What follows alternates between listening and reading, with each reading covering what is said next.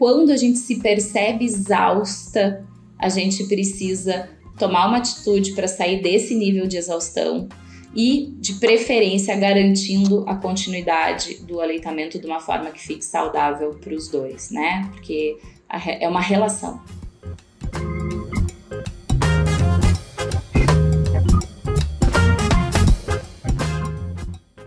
Quem já passou por isso sabe. Amamentar uma criança exclusivamente por 6 meses, como é o recomendado pela Organização Mundial de Saúde, a OMS, é maravilhoso e exaustivo também. Essa que você ouviu aí é a Cristina Machado. Ela é bióloga, doutora em ciências e consultora de amamentação. Ela é a nossa convidada dessa edição. Eu sou Isabelle Moreira Lima e você está ouvindo o podcast da semana.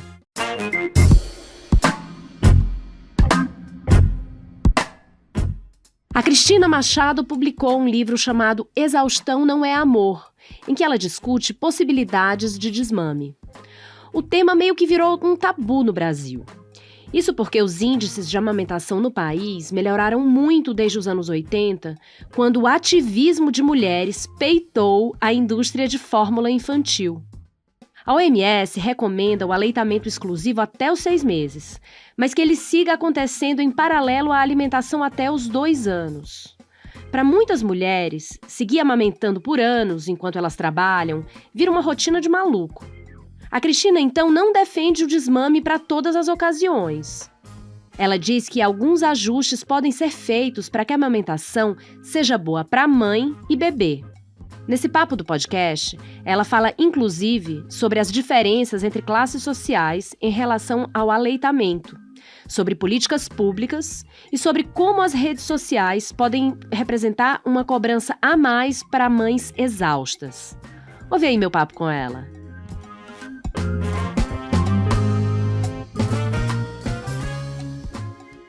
Cris, o título do teu livro é Exaustão Não é Amor. Você acha que as mães exaustas com os cuidados dos seus bebês podem confundir essas duas coisas? Eu acho que a gente precisa entender um pouco a função da parentalidade, né? É óbvio que dentro de uma das escolhas possíveis da parentalidade, se a gente puder amamentar, vai ser o melhor para a dupla. Não só pela questão de desenvolvimento orofacial, de saúde, redução do risco de morte, tanto da criança quanto da mãe, né? Mas para a criação de vínculo. Só que à medida que a criança vai crescendo, as demandas emocionais dela vão aumentando. E a gente precisa brincar, conversar, ter disponibilidade para andar segurando uma mãozinha por quilômetros. E à medida que eu fui trabalhando com mães e atendendo o aleitamento, eu fui vendo que existe uma estafa muito grande, talvez um tanto quanto pelas comparações das redes sociais, né, onde a gente precisa cumprir um checklist da maternidade perfeita, e nele tem muito o discurso da livre demanda até o desmame natural, né, até o final, até a criança não querer mais. E chegava até mim mães exaustas, cansadas, reclamando da maternidade. E batia em mim aquele lugar, aquela frase que dizia: eu amo ser mãe, eu amo meus filhos, mas eu não gosto de ser mãe. E isso me incomoda horrores, porque é óbvio que existe toda uma parte que eu chamo de burocracia de parentalidade, né? Os cuidados básicos, trocar fralda, manter a criança alimentada, etc. É chato. Pouca, né? No início é bonitinho, mas depois que tu repete, aquilo entra na coisa das coisas, lista das coisas que tem que serem feitas. E eu via que estava entrando nesse lugar também a amamentação, lista das coisas que precisam ser feitas o tempo todo, e estava sobrando muito pouco para as outras coisas que desenvolvem uma criança. Então, quando eu coloquei que exaustão não é amor, eu não acho que para uma mãe ser amorosa, afetiva, entregue, presente, ela precise estar exausta. É óbvio que não é só a amamentação que deixa uma mãe exausta. É a falta de rede de apoio familiar, é a falta de rede de apoio do Estado que não tem creche, é a nossa dificuldade da volta ao trabalho. Mas eu falo da perspectiva de uma consultora de lactação que acompanha essas mulheres desde a gestação até o final do aleitamento, né? E eu notava que elas chegando até mim muito satisfeitas por estarem amamentando 1 ano e meio, 2 anos e meio, muito orgulhosas da sua potência, mas ao mesmo tempo se sentindo alquebradas, sem paciência e uma falta de equilíbrio na relação que estava levando a essa exaustão, né? E como é que a gente faz para não transformar a defesa da amamentação prolongada em um peso para as mulheres? Essa é um tema que é bastante difícil e a gente anda numa linha muito tênue, né? Eu gosto de começar pela parte científica, assim. Desde os primórdios, dos primeiros documentos científicos sobre aleitamento, da OMS, da Unicef, né, lá dos anos 70 e da luta contra a indústria dos substitutos do leite materno, né, da fórmula láctea, que vem minando a amamentação de muitas pessoas. Desde o início se diz que a amamentação deveria ser em livre demanda e exclusiva até o 6º mês. E eu gosto de salientar que, na verdade, ali nos anos 80 dizia que deveria ser exclusiva até o 4º mês, né? Isso foi ratificado recentemente, até o 6º mês, e continuada até os 2 anos ou mais. E é dentro dessa frase que a gente precisa pensar um pouco o que é continuado até os 2 anos ou mais. Não está descrito como muito bem especificado, exclusiva e em livre demanda até o 6º mês, não está descrito em livre demanda até 2 anos ou mais. Até porque isso é uma falácia. No momento que a gente introduz um outro alimento na boca da criança, mesmo que ela tenha completado 6 meses de aleitamento exclusivo, a gente começou um processo de desmame, né? Claro que ele vai sendo construído à medida que a criança vai ganhando autonomia para se alimentar e todo mundo sabe que o leite humano é o principal alimento da criança até 1 ano de idade, né? Ele nunca perde os benefícios. Porém, a gente não pode colocar nessa conta da defesa do aleitamento esse consumo onde as pessoas sentem que elas só vão estar amamentando bem. E aí vamos deixar claro um recorte muito para maiores de 1 ano, tá? Porque pensando nessa questão de ser o principal alimento até 1 ano, eu não sugiro mexer na amamentação aí, mas depois de 1 ano a criança está caminhando, está com a alimentação bem estabelecida, ela já se distrai, ela brinca. O mamá não precisa mais estar, para quem assim não o desejar, em livre demanda. A gente vai fazendo trocas e substituições. E então, eu acho que defender o aleitamento e falar de desmame não são coisas antagonistas. Até porque, muitas vezes, tu chegar num ponto onde está a total livre demanda, que tu está extremamente consumida e exausta, pode gerar um desmame abrupto. E no momento que eu abro margem para um diálogo, para uma pessoa dizendo: seu filho tem 1 ano e meio, tá comendo super bem, com outros cuidadores ele fica ótimo, não pede o TT, se distrai, e para ti tá desgastante ter uma relação onde é mamar a cada 5 minutos, ao invés da gente tirar tudo, por que a gente não vai criando novas estratégias e novas conexões que te permitam amamentar com qualidade e por mais tempo? E isso acontece. Muitas vezes, já atendi casos onde me buscaram para ajuda com 1 ano e 8 meses. Eu acho que esse é o meu case de sucesso. Essa mãe o bebê dela tinha 1 ano e 8 meses e me pediu ajuda para retirar livre demanda, para trabalhar o desmame noturno. E ela me procurou 2 anos depois, dizendo: oi, Cris, eu queria marcar uma consulta para o desmame. Eu falei: guria, bem gaúcha, tu tá no 2º filho, tipo, faz 2 anos as nossas últimas conversas. E ela: não, ficou tão bom, tão prazeroso amamentar 2, 3 vezes por dia, dentro de uma limitação, dentro da minha filha entender às vezes quando eu não queria dar naquele momento, que eu continuei até agora. Ela tá quase fazendo 4 anos e agora eu sinto que a gente tá pronta para encerrar esse processo. Tenho certeza que lá atrás, se ela não tivesse tido escuta, ela provavelmente teria feito um desmame abrupto, passado coisas ruins, amargas, esmalte na mama. Então dá sim para a gente defender o aleitamento, levantar a bandeira do melhor alimento, do principal alimento do bebê até 1 ano de vida, e que a gente possa dar condições para que essa mãe chegue mais longe com qualidade. E nessa relação mãe-bebê, então, como é que a gente equilibra as necessidades e o bem-estar de ambos?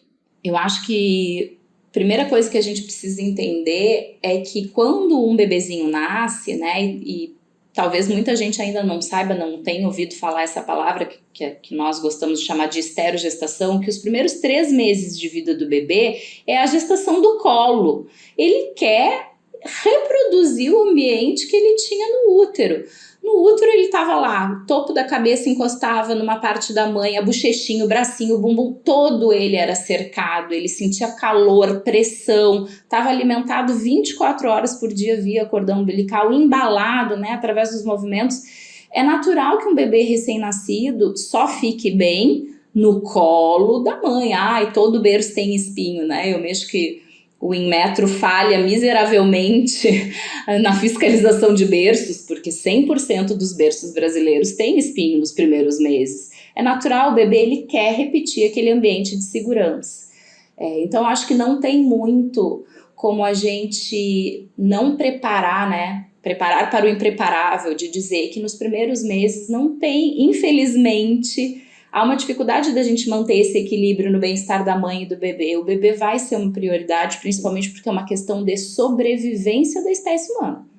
Agora, à medida que ele vai crescendo, principalmente depois que ele já come, onde a gente já tem uma intenção de comunicação maior, né, que não é fala, mas onde há aquela troca, o bebê aponta, tu sabe que ele tá te dizendo que ele quer a bola, que ele quer sair pra rua, a gente consegue ir limitando algumas vezes o acesso ao peito, traduzindo para a criança o que ela está te pedindo, porque às vezes pedir o peito é a forma que ela tem de pedir alguma coisa que ela não sabe nomear, está entediada, está socada dentro de casa entediada, então ela pede o TT, porque TT sempre vai ser bom, alivia, descansa.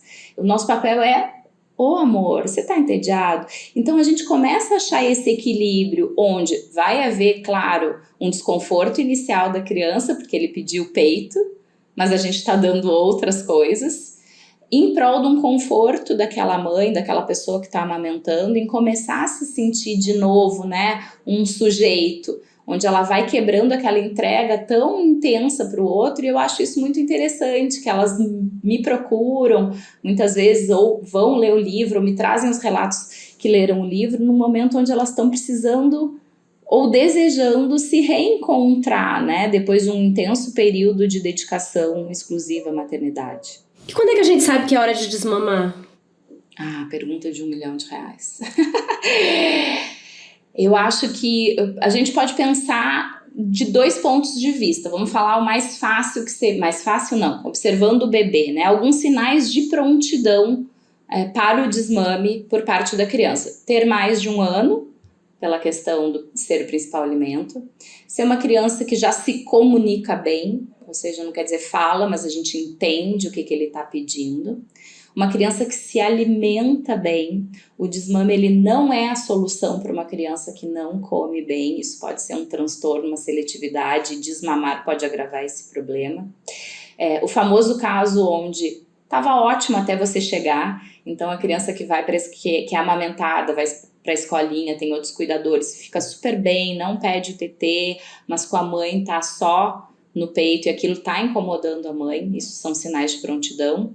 Mas do ponto de vista da pessoa que amamenta, o que eu observo mais é assim, elas começam a ter sentimentos de irritação quando a criança vem mamar, que é uma coisa que pouca gente gosta de falar ou fala sobre isso, que é a perturbação na amamentação, onde sentimentos e sensações físicas muito ruins, vontade de agredir a criança, vontade de sair correndo, vontade de gritar, vontade de se beliscar, começam a aparecer enquanto ela tá mamando, né, que é um recado muito poderoso do nosso corpo para dizer, assim como está não tá legal, não quer dizer desmame, mas olhe para isso, não tô dando conta. Outras coisas que acontecem é a mãe começar a demorar a voltar do trabalho, não querer voltar para casa, buscar cada vez mais tarde da escolinha. E quando ela percebe, não é que ela não quer estar com o filho dela, ela não quer amamentar do jeito que tá. Então, acho que se perceber é bastante importante. Relatos, Cris, eu quero desmamar porque eu quero voltar a sair com meu marido, com a minha esposa, para tomar um drink de noite. Ué, mas tu não precisa desmamar para fazer isso. Não, mas é que ele só fica comigo mamando. Então, tu entende que não é o desmame, a gente precisa criar outras relações, às vezes inserir o cuidador, porque acaba tendo essa retroalimentação também, né? A mãe ou a pessoa que amamenta começa a se sentir extremamente sobrecarregada, porque tudo é ela. E muitas vezes o outro da relação se favorece disso. Não, só dorme com você porque comigo ele chora, então é porque ele quer o peito. E aí acaba que a gente vai assumindo isso até chegar a um ponto de esgotamento. Então, quando a amamentação traz essa sensação de esgotamento, de exaustão, é um sinal que a gente precisa olhar para ela. Não necessariamente desmamar, mas que não dá para continuar do jeito que está, né? Mas se for o caso do desmame e a pessoa tem certeza, você tem alguma dica prática para quem quer desmamar? Se fala muito hoje no desmame gentil, né? O que isso significa? Como é que dá para fazer o desmame gentil? Esse é um tema também que é bem polêmico, assim. Primeiro porque a gente tem pouca literatura técnica, científica sobre o tema, né? Não existe uma descrição na literatura acadêmica que fale em desmame gentil, né? Gentil para quem? Gentil para com o bebê e às vezes violando todos os limites possíveis daquela mãe, gentil para a mãe e muitas vezes ultrapassando os limites quase do tolerável para aquela criança. Então eu não gosto de falar de desmame gentil, eu gosto de falar como desmame gradual, que é o que nós temos na literatura, né? A palavra gentil vem no oposto de abrupto. Para evitar um desmame abrupto, a gente faria um desmame gentil, mas o gentil é nesse sentido de gradual, da gente ir substituindo as relações. E aí, a partir daí, né, que dicas práticas que eu gosto de dar para as famílias? Primeiro, eu gosto de pensar a amamentação como um banquinho de 3 pernas. Nesse banquinho, um dos apoios, né, um dos pés é a alimentação, o outro é a comunicação e o outro são as relações de apego, né, de segurança. Então, à medida que o bebê nasce, toda a alimentação dele, até o 6º mês, deveria ser exclusivamente no peito. Então, aquele pé do banquinho todinho é preenchido por leite materno. Quem dá sustentação é o leite materno. O bebê se autorregula no seio, ele vai dormir no peito. À medida que ele vai crescendo, a gente vai introduzindo novos alimentos e a alimentação vai ficando estabelecida. Aquele pé do banquinho vai sendo substituído, cada vez menos ele vai ser preenchido por leite materno para ser preenchido por comida. O nosso pé ali da comunicação também, um recém-nascido faz a gente não sabe o que é, se é sono, frio, tédio, medo, a etiqueta do macacão incomodando, teta. Taca-lhe teta. E perfeito, tem que ser assim, inclusive como estratégia de produção do leite. Mas à medida que a gente vai observando o nosso filho, então acho que uma dica prática é a gente começar a observar realmente a criança. Então, pensando em crianças maiores de 1 ano, ela tá brincando com um brinquedinho, de boas. Daqui a pouco a gente começa a ver que ela tá irritada, começa a ficar inquieta, bater no brinquedo, jogar longe, e ela vem pedir o peito. A gente parar e pensar, opa, que intenção comunicativa ela tá fazendo por trás desse peito, desse pedido de peito? E eu acho que ela se irritou com o brinquedo, tá extremamente frustrada porque ela não tá conseguindo encaixar as pecinhas, cansou, tá entediada. Então, o que eu vou propor para ela em troca da regulação da frustração pelo seio? Sentar para brincar junto, ajudar ela a encaixar ou achar outra alternativa. E nas relações de apego, que aí é uma área mais, digamos, psicanalítica, à medida que a criança vai crescendo, a gente vai substituindo o peito como resposta pela palavra. É lindo dizer para a criança, você fez um dodói, meu amor, você quer um beijinho ou você quer um band-aid? Então, o nosso o nosso banquinho para não desmoronar a relação que sustenta a criança, que começou através da amamentação, a gente tem que ir equilibrando a substituição nesses nossos pezinhos de uma forma muito gradual. Então é óbvio que a gente não deveria sair de uma livre demanda total para regras de X mamadas por dia, mas fazer esse exercício de observar. Às vezes é fome, às vezes é sede. Isso é uma coisa que pode parecer bobagem, mas muitas vezes as famílias fazem a consulta nutricional lá com 5 meses e meio para começar a introdução alimentar com 6 meses. O que é perfeito, fundamental, é necessário. Só que a criança está com 1 ano e meio. E aí ela segue fazendo um lanchinho às 2 da tarde, que é só uma frutinha, e a demanda energética dela é muito maior. Aí ela passa a tarde inteira pedindo peito, porque ela tá com fome. A gente insere um lanche, né? Volta lá na Nutri, a Nutri adequa o cardápio, a dieta, a criança faz um lanche mais reforçado, já diminui metade dos pedidos de peito. Então essas coisas nós temos que prestar atenção. Então a dica é, começa a observar quais são as mamadas que te incomodam, né? Se tu tá amamentando, quais são as que te incomodam? Em que momentos tu fica extremamente irritada, incomodada de parar as coisas? Partindo daí, começa a fazer uma correlação com que momento a criança pede.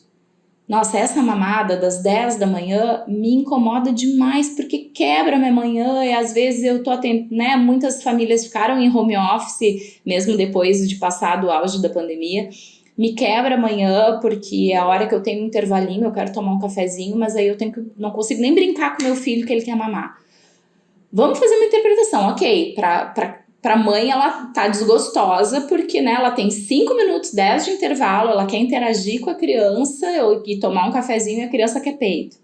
A forma que a criança tem de se sentir segura, porque viu a mamãe pedindo peito, né? Porque a mãe vai sentar ali e vai brincar. Então começa a ver assim, não adianta tu querer ir para a sala no teu intervalo mexendo no celular, porque a criança vai pedir muito peito, porque ele quer 5 minutos de atenção. Então eu mexo com essas mães, cheguem com pequenas oferendas nas primeiras vezes, sai do escritório levando um saquinho de uva passa, leva uns adesivos. Olha, fulaninho, mamãe tem intervalinho, vamos fazer um lanchinho, vamos colar esses adesivos. Dá um monte de atenção para a criança, para que ela se sinta nutrida afetivamente pelo estar, pela presença, do que pelo peito. Para a amamentação acontecer, é preciso ter orientação. Que tipo de política pública você acha que devia ser adotada para que mulheres de diferentes classes tenham o apoio de uma consultora? E qual a importância disso? Primeira coisa que a gente precisaria ter eu acho que eu quero salientar que o Brasil tem, apesar de termos muitas queixas, uma das políticas pró-aleitamento mais avançadas do mundo, né? É diferente de outros países onde a mulher ou a pessoa que amamenta não tem direito trabalhista na licença maternidade, ou seja, se ela não trabalhar, ela não ganha. Nós temos a licença maternidade garantida.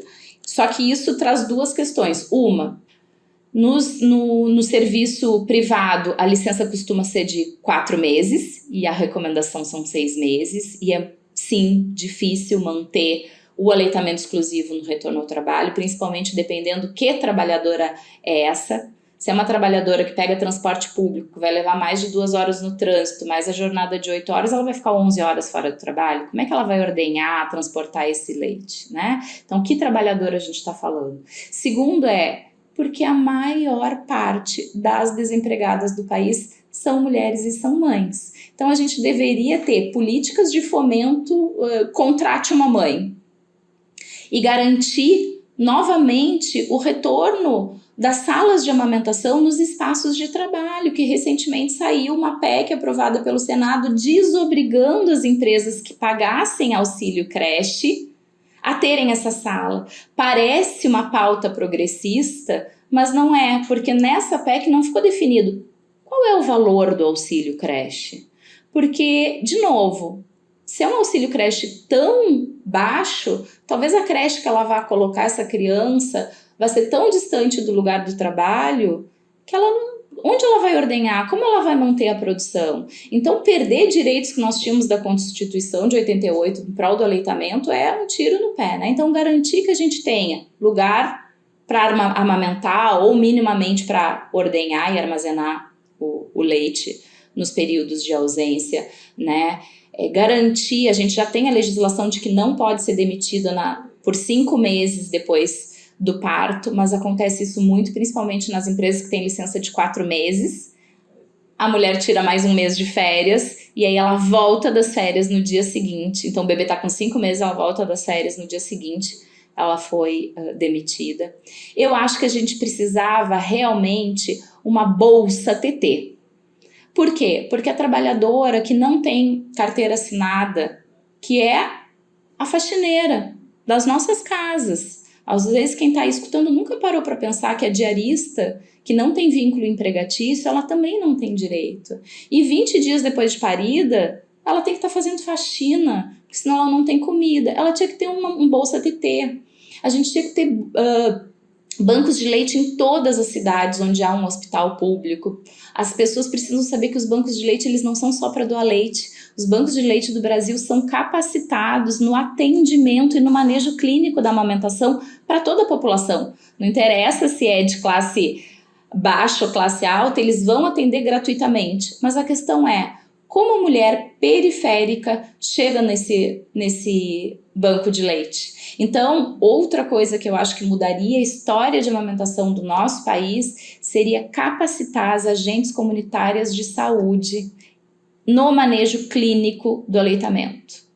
Então, a primeira coisa, né, se eu fosse governante, se eu tivesse um cargo público, seria fazer um projeto de lei, uma emenda orçamentária, alguma coisa que fizesse essa capacitação. Porque essa periférica que está lá, que não consegue ir no banco de leite, se ela tem uma agente comunitária que vai dentro da casa dela ajudar nos primeiros dias da amamentação, que vão ser os decisivos para evitar um desmame precoce, muitas vezes a gente consegue reverter essa batalha. E por último, né, reconhecer as consultoras de amamentação como uma ocupação, como uma profissão. No Brasil, nós ainda não temos uma regulamentação nesse sentido. Não há uma regulamentação sobre quem é a consultora de amamentação, qual profissional pode exercer esse papel, que capacitação tem que ter. Nós temos uma certificação internacional só, que é o maior título que pode existir na área, de uma instituição que garante esses requisitos mínimos e que aqui no Brasil já vem sendo mais reconhecida, principalmente pelas entidades políticas, né, como referência a quem é especialista em amamentação. Mas eu não acho que todo mundo tem que ter o título internacional, a gente precisa ter legislação sobre quem pode atuar com aleitamento, porque são vidas que estão em jogo, né? Pensando nisso tudo que você falou, amamentar por um período mais longo, dá para dizer que é um privilégio? Eu vejo 2 extremos, e os dados científicos nos mostram isso também, que as mulheres classe média alta são as que mais amamentam, porque vão ter direitos trabalhistas, ou mesmo que seja uma mãe que optou por não trabalhar, ela vai ter outras fontes de renda que garantam a sobrevivência daquela família, né? Muitas vezes vão ter escolinha, vão ter babá, enfim. Então podem amamentar com mais tempo e qualidade. E as mulheres muito pobres são as também que amamentam por falta de opção. A classe média é a que tem os piores indicadores de aleitamento do país, porque é quem está nos corres, é quem está se virando muitas vezes em 2, 3 trabalhos para conseguir manter uma renda mínima para sustentar a sua família, né? Então, para muitas mulheres, amamentar prolongadamente vai ser um privilégio e, sobretudo, eu tenho total noção que o meu livro ele tem um recorte de classe. Porque quem busca informação sobre o desmame é quem tem acesso à informação de que ele pode ser feito diferente do que passar uma babosa no peito. Então a gente vai ter sim, sobretudo nos processos de desmame, um recorte de classe muito definido. Gente que desmama precocemente por falta de apoio no trabalho, por falta de legislação, gente que desmama abrupto por falta de informação de que pode acontecer isso, né? Então a gente vai ter esses extremos que vão aparecer no fim do processo da amamentação. Você acha que o ativismo pró-amamentação tem alguma responsabilidade sobre essa exaustão que as mães sentem e acabam administrando com culpa? Meu Deus, eu vou ser odiada agora, mais do que eu já sou. Um pouco, eu acho que sim. Mas eu quero deixar muito claro que o ativismo ele foi fundamental, determinante e absolutamente importante para sairmos de indicadores de menos de 3% de aleitamento exclusivo no sexto mês nos anos 80 para 45% no último dado oficial que a gente tem, que é a pesquisa do ENANI. Foi graças ao ativismo, foi graças a instituições como o IBFAM, de defesa do aleitamento, que a gente começou, né, a virar um pouco esse jogo. Então a gente sabe muito bem que a indústria de substitutos, eles assediam os profissionais, os pediatras, os congressos são patrocinados pelas grandes indústrias, nós temos legislação que proíbe isso e que é burlada constantemente, mas eu acho que hoje em dia as pessoas elas têm que ter direito à informação baseada em evidências e a partir daí tomar decisões. E na verdade eu não acho que seja o ativismo em si que tenha contribuído para a exaustão, mas as redes sociais. E em que pese eu ser uma presença nas redes sociais, virou um mãezímetro, né? Parece que tem que parir num parto natural, na banheira, e gente, é ótimo, que bom, mas nem todo mundo vai conseguir. Tem que amamentar até a criança desmamar sozinha, que ótimo se isso acontecer, não traz nenhum prejuízo, mas nem todo mundo vai conseguir.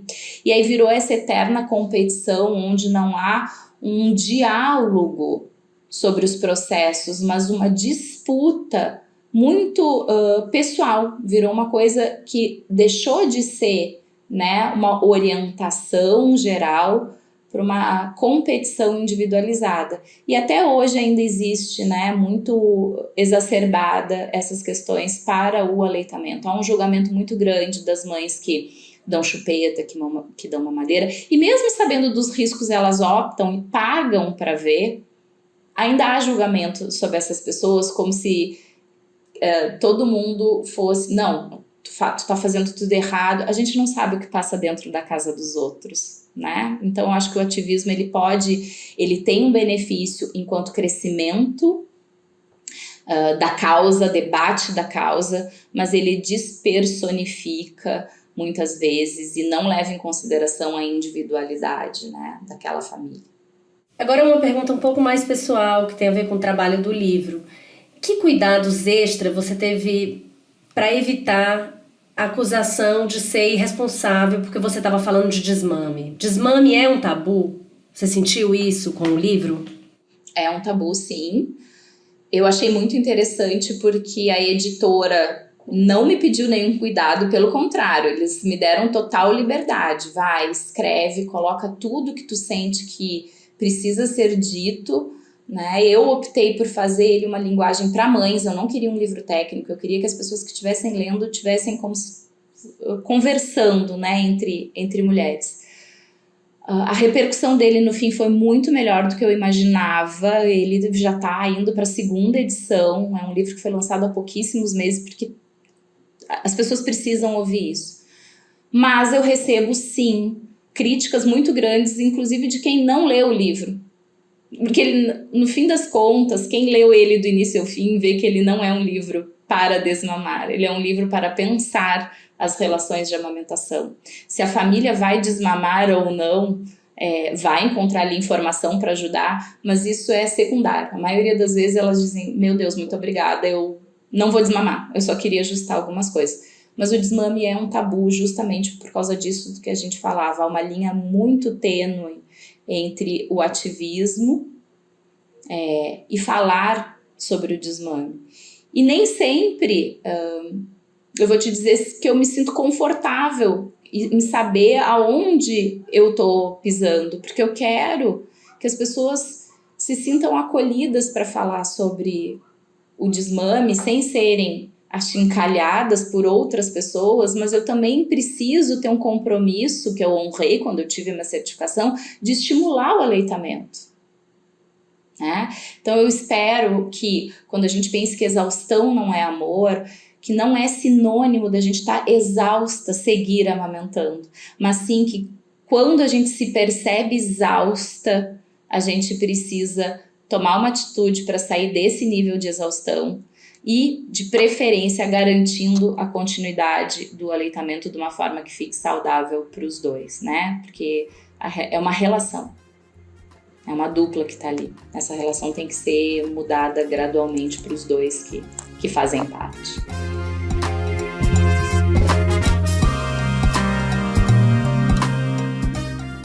Se você quer saber mais sobre descanso, eu te convido a ir ao site da Gama, que a gente tem uma edição completa sobre o tema.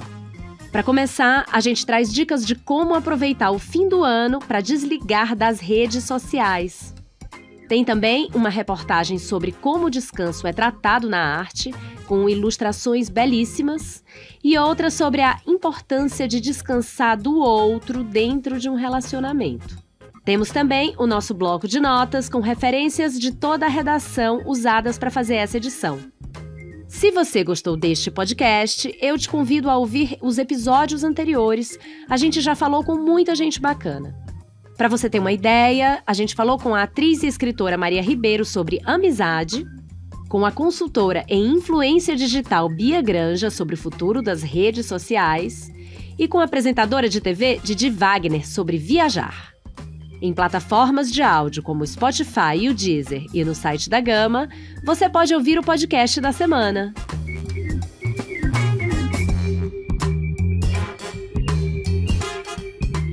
Com roteiro e apresentação de Isabelle Moreira Lima, este é o podcast da semana.